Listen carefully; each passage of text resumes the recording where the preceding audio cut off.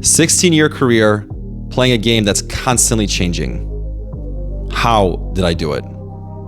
Okay, welcome to video number 3 of the 3-part series of how I succeeded as a trader for 16 years. No, seriously, let's recap. Video 1, take a look at it. You'll hear my story, my beginning days, some mental blocks that got removed in the beginning. Video 2, you'll hear my perspective in an analogy of what day trading really is like. As a reminder for this video, just so you know, as a reminder, day trading to me was a game that was constantly changing, okay? And being able to pick up on those changes was crucial for me to succeed for that long. Now, you may be able to guess the answer to this, but how did I succeed at trading for so long if the game was always changing? Well, the answer is I had to change to the new game. Okay, you can't change the game, but if all of a sudden you find that you went from dribbling a basketball and now you're holding a football because the game changed like that, well, you're not dribbling anymore. You're passing, for example. My adaptability towards trading is what kept me going for so long. I didn't have a defined black and white system. I was amiable. And there were times where I was failing and I didn't succeed and I had to take a break because the game had changed enough. Or, even more importantly, my own objective perception of the game was clouded, okay? A lot of times those are for personal reasons. Something's going on personally, it's hard for you to keep track of what the game is if you're thinking about other things. Now, it wasn't the only variable. I had a sense of urgency throughout my career. I had seen traders crush it for a couple years, and then all of a sudden I'll be talking to them as Uber drivers. So I had this fear, if you will, and maybe this stems from me losing early in my career, but I had this fear of, well, this could go away, this could stop. So when I did find a trade or finding myself in an arena where the 3-pointer is 1 foot away and I'm just swooshing it, I didn't miss those. I was going to be there. I was going to take advantage because I didn't know when it was going to end. The game was going to change.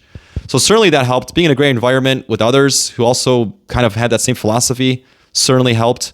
But me being able to be flexible was a must. As I said, I saw others that they didn't have that innate flexibility or maybe the urgency to keep going for as long as I was able to. All right, but here's the kicker.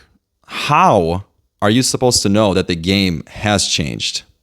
Well, there's only one way, and that's to play the game and to pay attention to how your results is feedback, okay? Which is why I always tell fellow traders all the time, losses actually are great.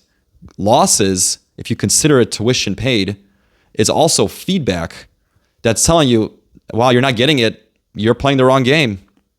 And I think it's also important to know that, and this is for those that maybe who haven't traded or see those videos of people sitting on a beach with an iPad, it's not like that. For you to stay engaged and to stay up to date to what the game is, you have to be in it.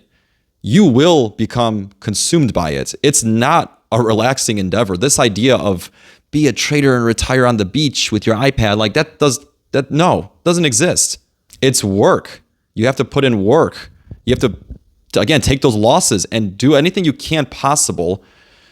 Take a deep breath and realize, you know what, there's some feedback here. It's frustrating. I don't want to lose, but there's feedback here that I need to shift some thinking or do a little bit more work to figure out what's going on.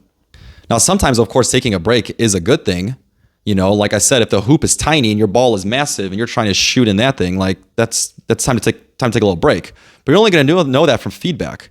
You're only going to know that from your own data. You're only going to know that from what the market's telling you about your performance.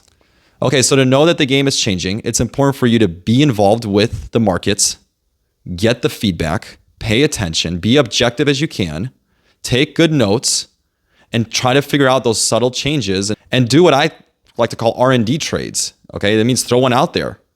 Not enough to blow you up like I did in my early career, but you got to get some feedback. And if you're lost as to what you're doing, you got to get some feedback because you might discover the hoop is huge and you're shooting with a small ball and you're not putting enough capital out of trade. Or vice versa, maybe you're trying to play a game that's a lot harder than you thought it was. You thought it was 50-50 and you look at the results and say, oh, you know what? I don't know what I'm playing. Okay, so to recap, being flexible and adaptable during my 16-year career was certainly one of the leading variables to help me succeed for that long. Based on the notion that we talked about in the previous video of it constantly changing, you then therefore had to also change. That was the only way to do it. There was no other silver lining to it. Okay, so I sincerely hope this 3-part series and this video or others helped you. I hope it motivates you. I hope you see that, I didn't give up in my early days on becoming a trader. And ultimately, I'm sharing with you some knowledge here that you can only find out after doing this for so long. So I certainly hope it helps. I look forward to hearing your comments. And if there's anything you wanted me to talk about trading or investing or philosophy or money or anything, I'd be happy to hear them, and I'd be happy to make videos if I think I could help you. So I hope you have a great day. Thank you.